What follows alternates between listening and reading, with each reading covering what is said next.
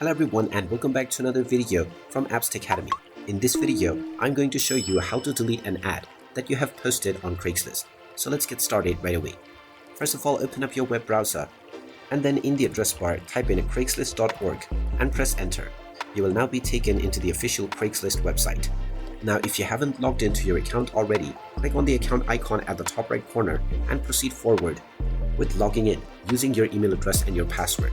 Once you are logged in and taken into the homepage, if you wish to delete any ad that you have posted, click on the account icon once again.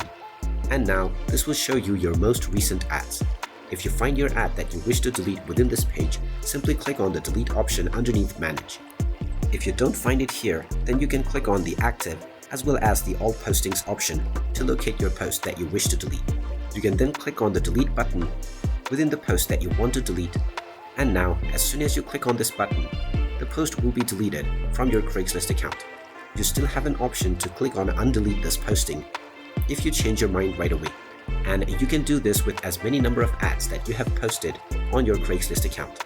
And there you have it. That is how easy it is to delete an ad that you have posted on Craigslist. If you find this video helpful, make sure you hit that like button and subscribe to our channel if you haven't done so already.